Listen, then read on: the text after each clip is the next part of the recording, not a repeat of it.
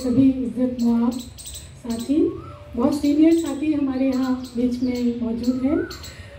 तस्वीर नकवी जी और अवंतिका जी, सईदा जी और सुशीला जी ऑफ कोर्स, वो तो इसका हिस्सा है। और जुगनुओं के देश से आई हमारी एक बहुत अच्छी दोस्त समाहत आफरीन भी यहाँ है। मिथिलेश जी, थैंक यू नलिन जी, आपने मुझे ये मौका दिया और इस मंच ने ये मौका दिया कि मैं अपनी बात कह सकूं। और मकसद ये था कि जब सब बहनें अपने मजहबी दखल अंदाजी के बारे में बात करें तो मैं भी अपनी बात करूं और आपके सामने बिना डरे अपने सवाल रख सकूं। वैसे मुझे बहुत ज़्यादा ऐसी तमीज़ नहीं है कि अच्छे से बात रखूंगी, लेकिन जो भी रखूंगी आप कुछ गलती होगी तो बिल्कुल माफ़ कीजिएगा। एक पशुपेश है दिमाग में कि कहाँ से छेड़ूं फसाना कहाँ तमाम करूं। मामला सिख औरतों का हो, मामला ईसाई औरतों का हो, मामला हिंदू का हो, दलित का हो, मुसलमान का हो, हम सभी औरतों के साथ हमारे सामने बहुत से पशुपेश है, बहुत सी कश्मकश है कि हम क्या करें।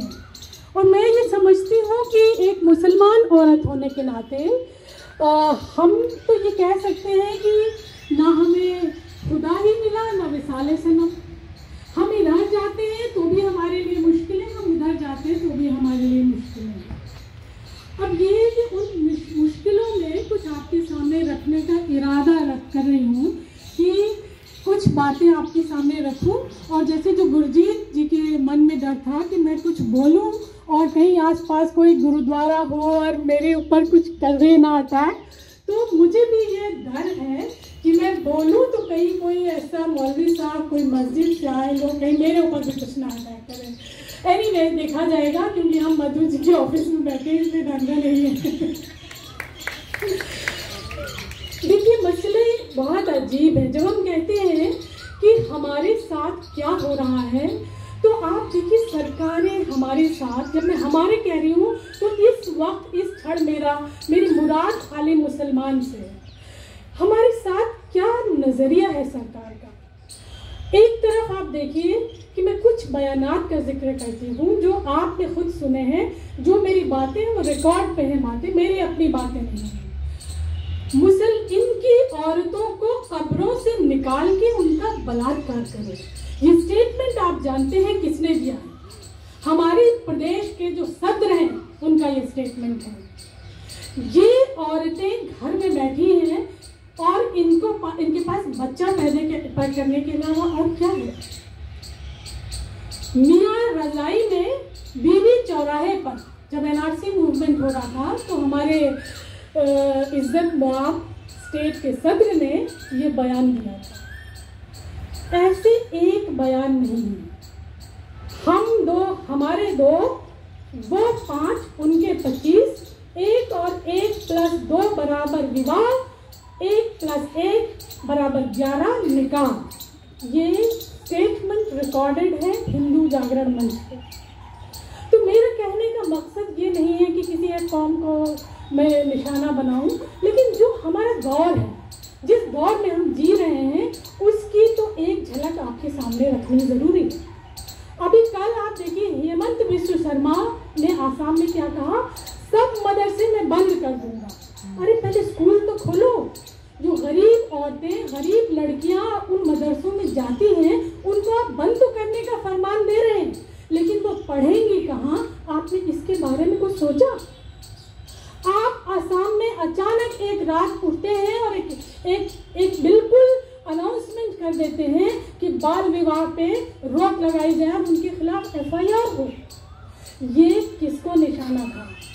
कौन थे वो लोग जो अचानक से शौहर से रेपिस्ट बना दिए गए थे? भाई, किसी लड़की की शादी अगर 14 में 15 में हो गई है और एक सुबह उसका शौहर उठे और उसको पुलिस पकड़ के ले जाए कि तुम शौहर नहीं हो, तुम रेपिस्ट हो, ऐसे 3 से 4 हजार लड़कों को पुलिस ने जेल में डाल दिया।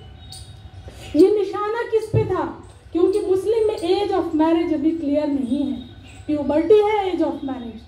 तो आसाम में अच्छी तादाद है मुसलमानों की।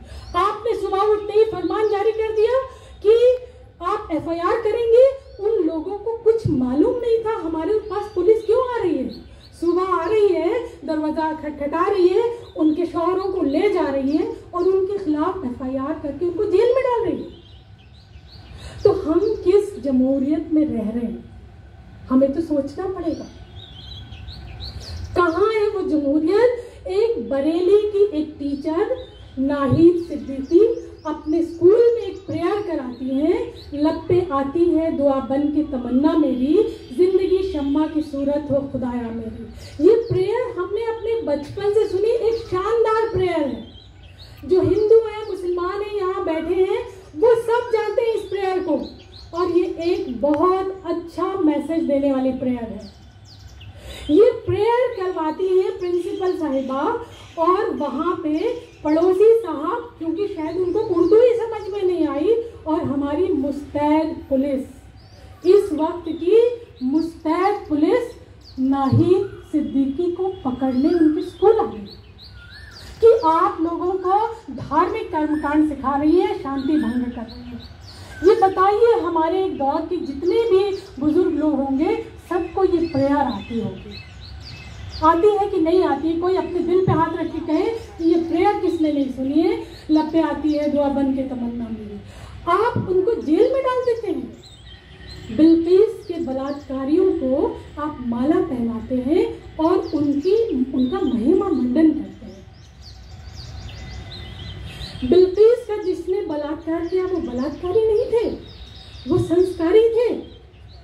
तो ये बात हमें फिक्र में डालती है और हमें सोचने पे मजबूर कर रही है कि हम आज किस जमहूरियत में रह रहे हैं।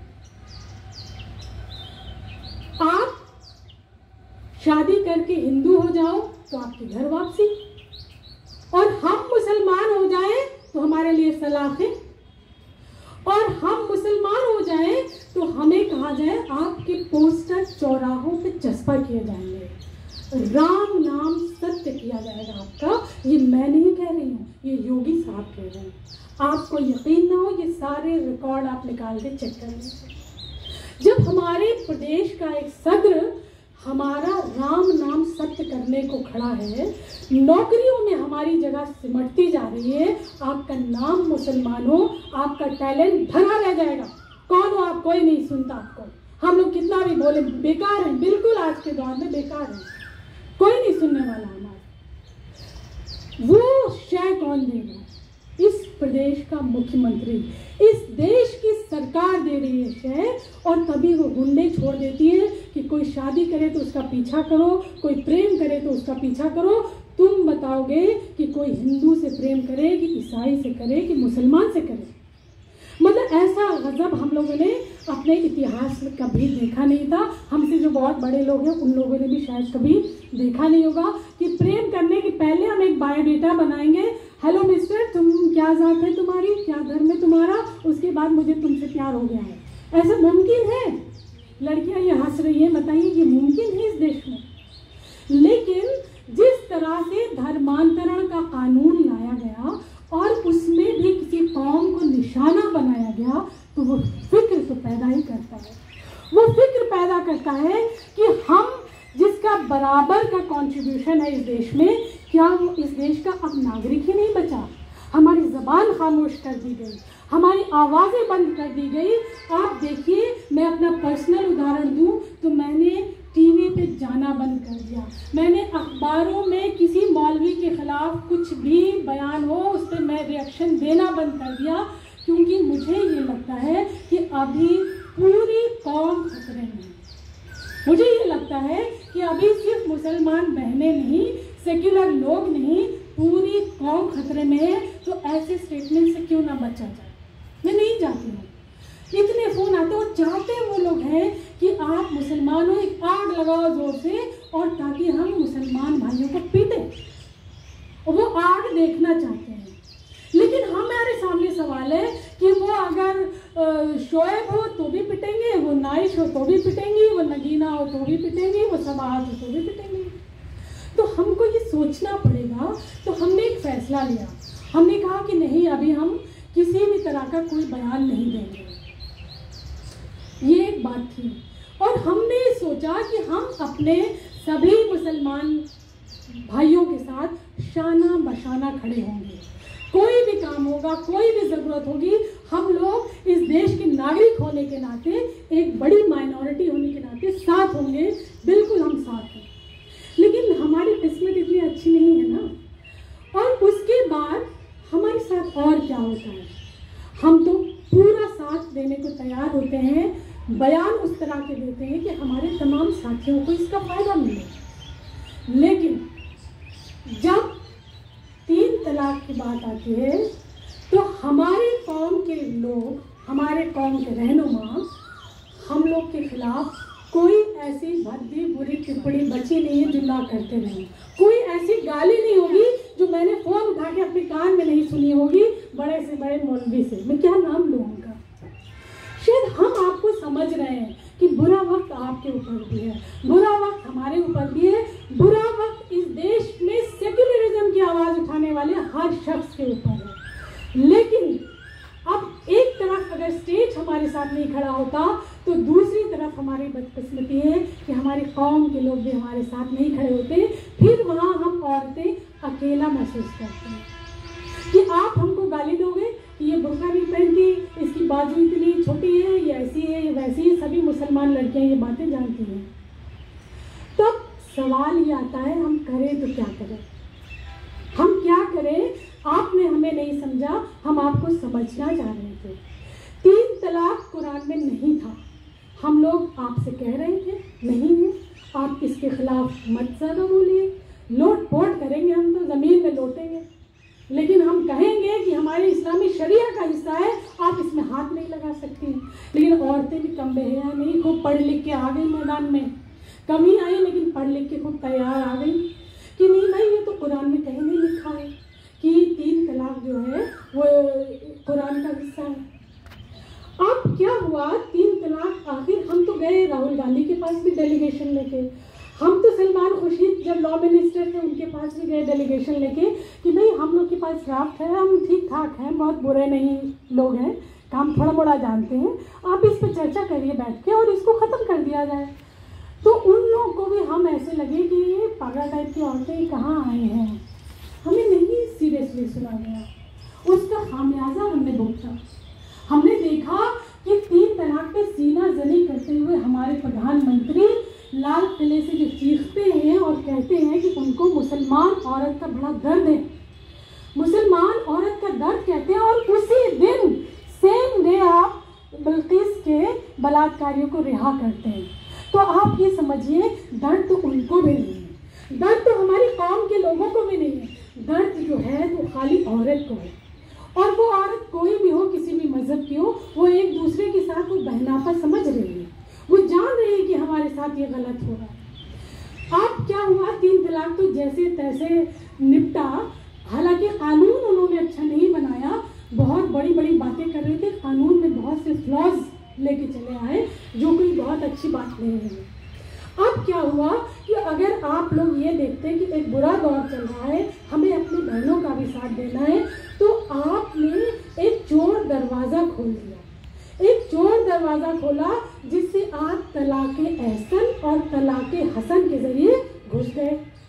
अब क्या हुआ, मधु जी के पास एक केस आया था, तो उसमें लड़की टीचर थी, पढ़ी लिखी थी, और तलाक के लिए वो जाती है, तो वो उसको मायके में है तो एक चिट्ठी उसको दे दिया, चिट्ठी दे दिया, और वो उनकी पहली नोटिस थी कि मैं तुम्हें तलाक देता हूँ, आप बोलो आप ना बोलो। एक चिट्ठी आ जाएगी, दूसरी चिट्ठी आ जाएगी, तीसरी चिट्ठी, आपको कोई रिकन्सिलिएशन की भी ज़रूरत नहीं, और तलाक उस लड़की का अपने मायके में बैठे बैठे हो गया। ये काम कौन कर रहा था इस बुरे दौर में? हमारे वो मौलवी हजरात कर रहे थे, जिनको तलाक़े हसन और तलाक़े एहसन, जो कि कुरान में नहीं है। मैं मौलवी नहीं हूँ, लेकिन मैंने एकेडमिक इंटरेस्ट में कुरान को अच्छे से पढ़ा है। तो जब मैंने एकेडमिक इंटरेस्ट में पढ़ा और ये पाया कि कुरान में तो तलाक़े एहसन तलाक़े हसन है ही नहीं, तो ये मौलवियों ने चोर दरवाज़ा कहाँ से खोल दिया, और लड़कियों की तलाक होते जा रहे हैं। अब वो सीधे 3 तलाक तो नहीं कर रहे, लेकिन 2 महीना 3 महीना में वो तलाक कर रहे हैं, और हमारे पास अभी भी उसके लिए कोई रास्ता नहीं है। कुछ औरतें जो हमारे और आपके पास आई, जो ये कह रही थी, भाई हम इतने परेशान हैं कि हमें कोई मेंटेनेंस मत दो, कोई पैसा मत दो, हमारा जेवर तुम्हारे पास है, हमारे कपड़े तुम्हारे पास है, तुम सब रख लो, लेकिन खुला कर लो, हम खुला चाहते हैं।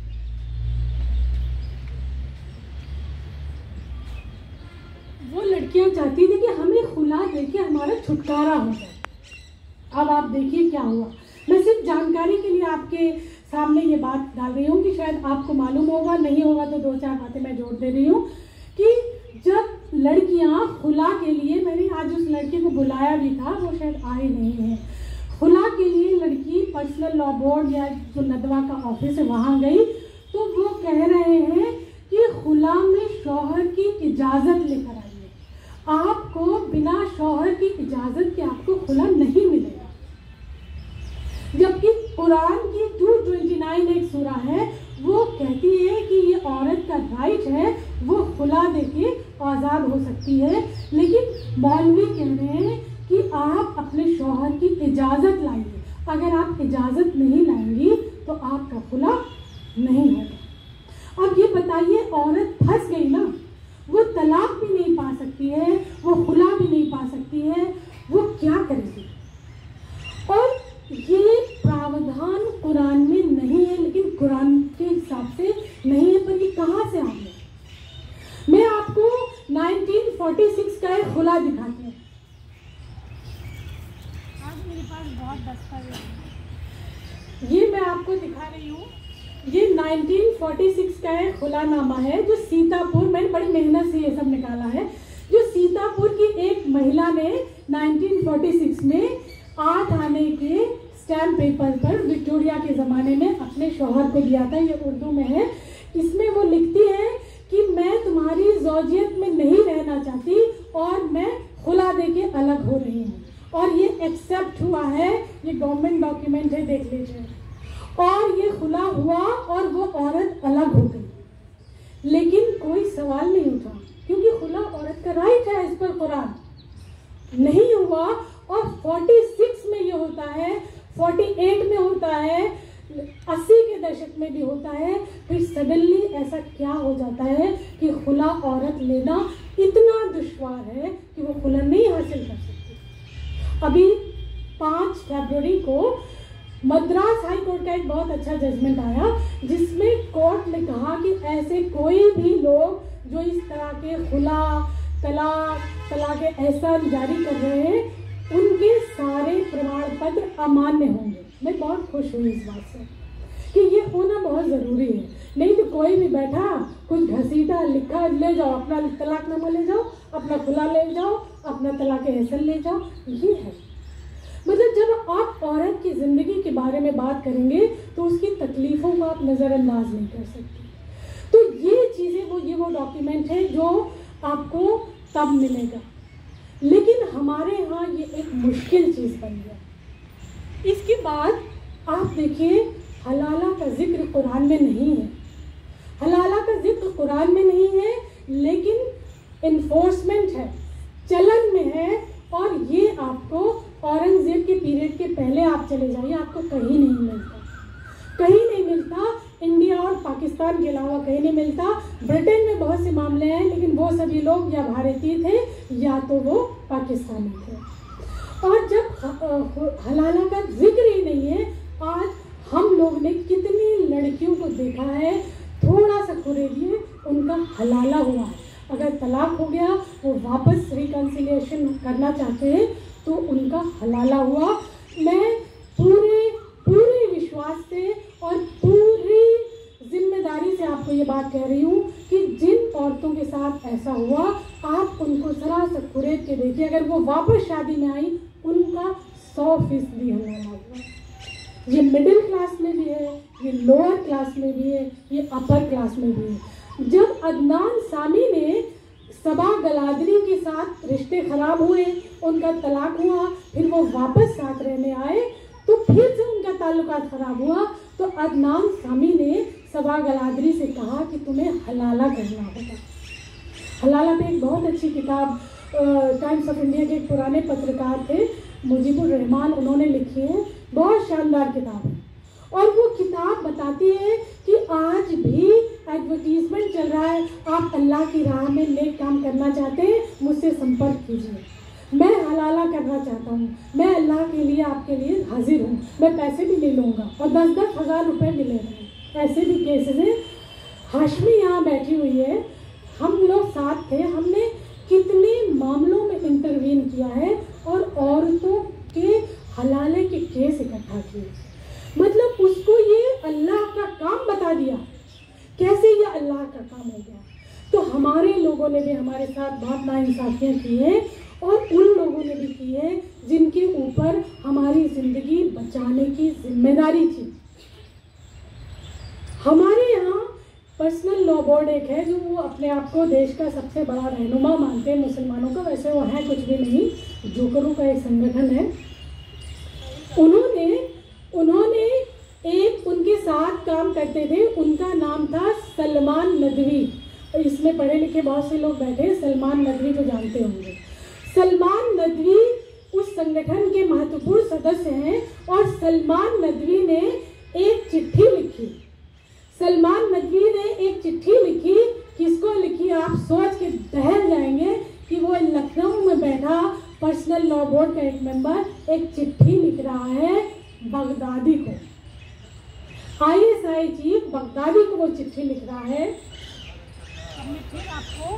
मैं फिर वो आपको सारे मैंने निकाल लिए हैं चीज़ें, आपको बताती हूँ। वो चिट्ठी लिख रहे हैं ISI चीफ को, मैं उसका कुछ हिस्सा आपको पढ़ के थोड़ा सा बता सकती हूँ। मैं आपको बहुत ध्यान से सुनता हूँ, हालांकि मैंने आपको देखा नहीं, लेकिन मैंने आपके प्रतिनिधि के रूप में नियुक्त किए गए व्यक्ति की बात सुनी है। आप बहादुर इंसान हैं, चट्टान की तरह डटे हुए हैं। ये रास्ते, जिस रास्ते पे आप चल रहे हैं वो रास्ता कांटों और पत्थरों भरा। मैंने आपका भाषण सुना जो आपने जुमा के दिन मोसुल की जामा मस्जिद में दिया था। रमज़ान का वो मौका था, हम जानते हैं कि सभी सुन्नी जनजातियाँ आपके साथ हैं। इसके अलावा जिहादी संगठन आपके खिलाफ लड़ना नहीं चाहते। आप जो भी भूमिका निभाएं वो स्वीकार होगी। ये चिट्ठी 3 पन्ने की है, ये अरबी में लिख के उनको भेजी गई, तो अरबी से इंग्लिश और इंग्लिश से हिंदी मैंने इसको करके रख लिया कि कभी आपको फ्यूचर में या किसी को भी हो तो हम जानते होंगे हमारे कौन लोग हैं जो हमें कहते हैं कि हम कौम के बारे में हम तय करेंगे, औरतों के बारे में हम तय करेंगे, तो ये वो लोग हैं। लेकिन इससे भी एक मज़ेदार बात और सुन लीजिए, शायद आप बोर ना हो तो मैं जल्दी ख़त्म करूं। इससे मज़ेदार बात सुनिए, सलमान नदवी को पर्सनल लॉ बोर्ड ने ये चिट्ठी लीक होने के बाद भी संगठन से न सवाल पूछा न उन्हें बाहर निकाला। शेम है ये नहीं निकाला, लेकिन उनको निकाला। कब निकाला? उनको निकाला कब निकाला? जब सलमान नदवी 3 तलाक का जो 1918 का दौर चल रहा था, हम लोग खूब लड़ रहे थे, उस टाइम सलमान नदवी ने ये कहा कि 3 तलाक गलत है, ये नहीं होना चाहिए, हमारे समाज में ये गलत है।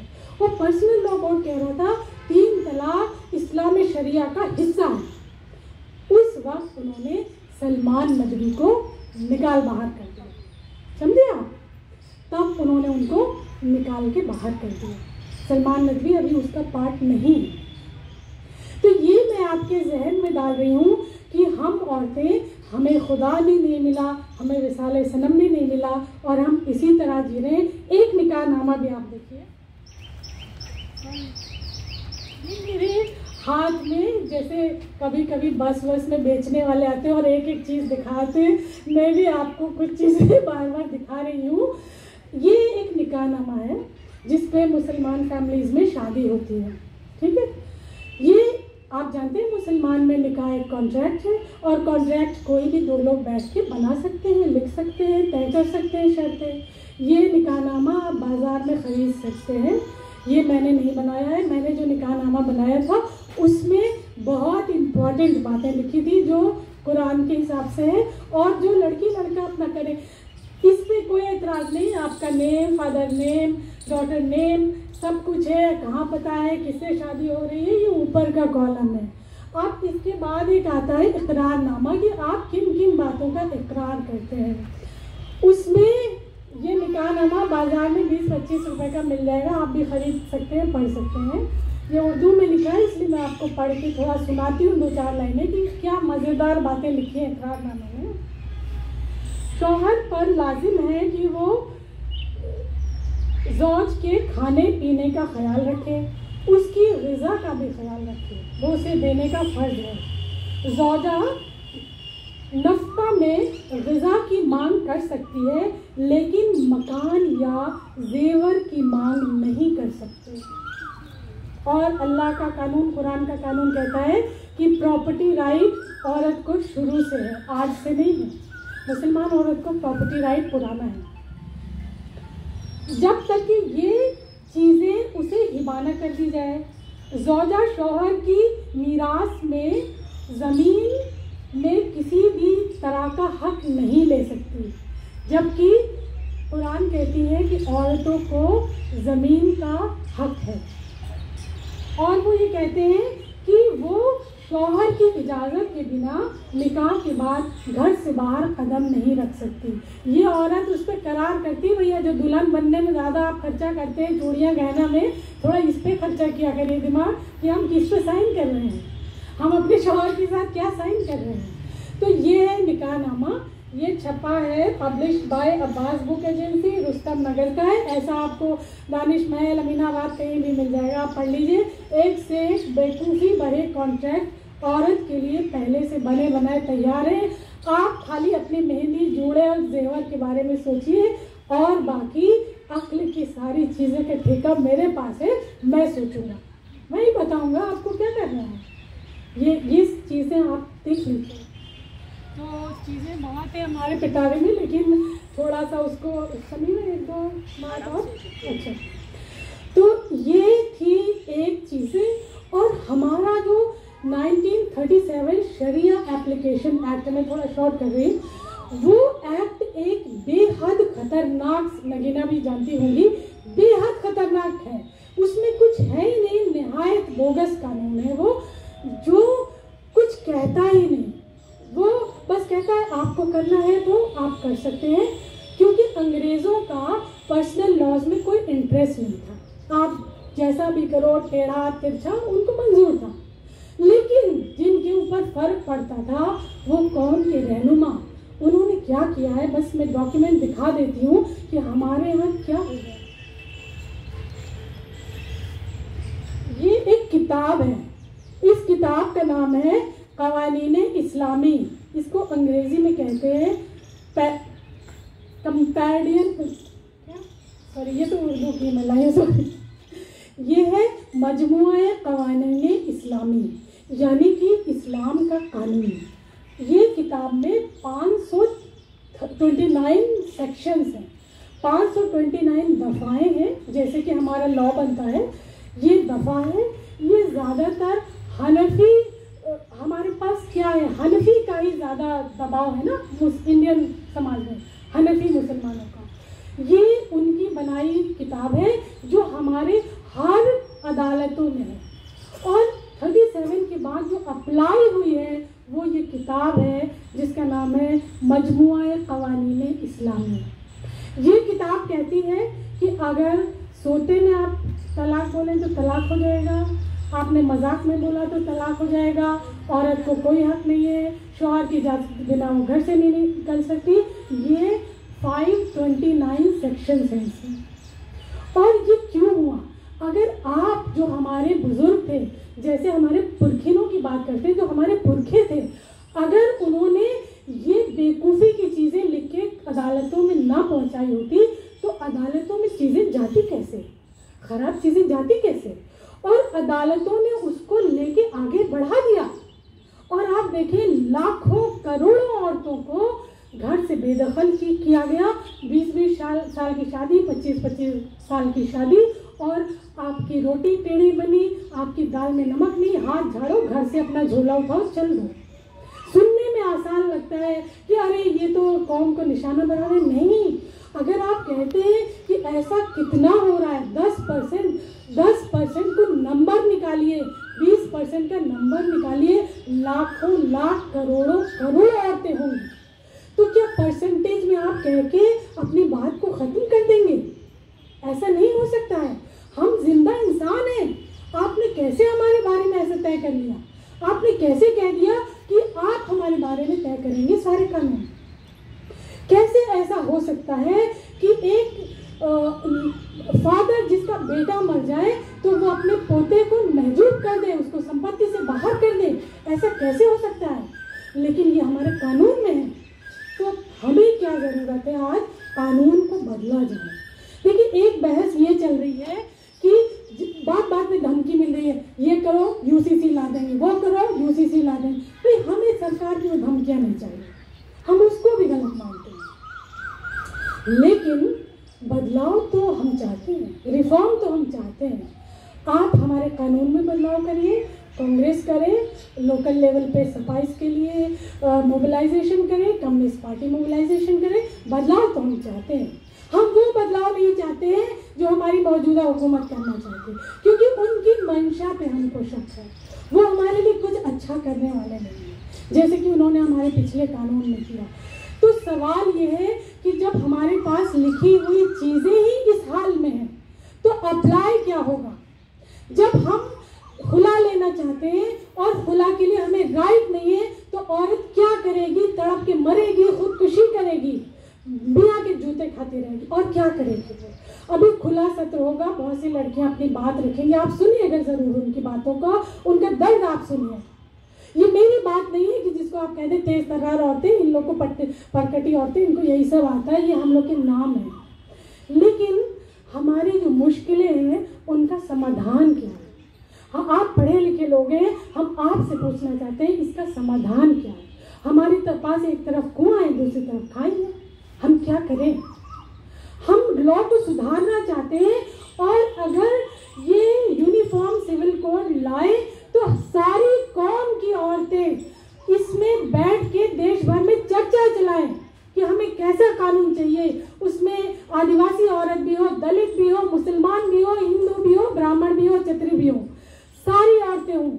नहीं तो आप हमारे लिए क्या बना के कूड़ा रख दोगे? अगले 200 साल तक हम और लड़ते रहेंगे। तो आप औरतें इसके लिए तैयार हैं। और अगर कोई भी हमें शंका है कि हमारे साथ कुछ गलत होगा, कि सरकार 2024 आने से पहले अपने खाते में यूनिफॉर्म सिविल कोड डाल लेना चाहती है। वो चाहती है कि मेरे नाम दर्ज हो जाए कि मैंने ये किया, मैं हीरो बन जाऊं। आपका हीरो बनना हमारे लिए ज़रूरी नहीं है, हमारे लिए हमारी जिंदगियां ज़रूरी है। हमारी ज़िंदगी में जो दर्द है वो अगर दूर नहीं होगा तो आप हीरो बनते रहिए, हम आपको नकारते रहेंगे। तो ये हमारे मसले हैं। अगर इन पे हम लोग कुछ सोच नहीं पाए, समझ नहीं पाए, कुछ कर नहीं पाए, तो हम बेकार हैं। हालांकि हमारे पास जगह बहुत कम है, हमारी जगह सिमटती चली जा रही है। बोलो तो तुरंत जेल, बोलो तो आपके घर पहुंच जाएंगे लोग। कितने लोगों की गालियां हम लोग सुन चुके हैं, जिसे लगता है पत्थर हो गए, बेहिस्से लोग हो गए हम। लेकिन इसका मतलब ये नहीं कि औरतें कुछ बदल नहीं रही हैं। हम सिर्फ बेचारे नहीं हैं, हम देश में भी, हम दुनिया में भी बहुत कुछ बदल रहे हैं। हम मुसलमान औरतें क्या नहीं बदल रहे हैं। अभी देखिए, जितना बड़ा आंदोलन हमने ईरान में देखा है बुर्के के लिए, क्या इतना बड़ा आंदोलन हमने तो नहीं देखा था। और लोगों ने देखा होगा, शानदार आंदोलन। लड़कियों ने अपनी चोटियां काट के आग के हवाले कर दी, बुर्के उतारे आग के हवाले कर दिए, कि कोई भी चीज़ जबरन नहीं चलेगी। शौक से कोई लड़की हिजाब पहने, नकाब पहने, कुछ भी करे, उसकी मर्जी है, वो खुश रहे, लेकिन आप फोर्सफुली नहीं कर सकते। और इंडिया में आप फोर्सफुली बैन नहीं कर सकते। इसके लिए कर्नाटक में जो कुछ हुआ वो बाकायदा क्रिएट किया हुआ, इसीलिए ये हुआ था ना। हम तो कह रहे हैं हमारे लिए शिक्षा बड़ी बात है, बुर्का पहन के आओ, हिजाब लगा के आओ, अबाया लगा के आओ, शिक्षा बड़ी बात है ना। लेकिन आप कहोगे नहीं, हम पहनने नहीं देंगे। और वहाँ लड़कियाँ अगर बेनकाब आ रही हैं, आप कह रहे हैं हम आपको मौत के घाट उतार देंगे। तो औरतें अब दुनिया में बहुत लामबंद हो गई हैं। अब आप उनको बेवकूफ़ नहीं बना सकते। ईरान में ये हुआ। आप याद करिए, ISIS के चंगुल से निकली लामिया ने कहा, जिसको 5 बार खरीदा और बेचा गया था, उसने कहा मैं छुपाऊंगी नहीं, मैं पूरी दुनिया में अपनी कहानी जा जा के बयान करूंगी। उस लड़की ने पूरी दुनिया में अपनी कहानी बयान की कि आप जानिए मेरे साथ क्या हुआ था।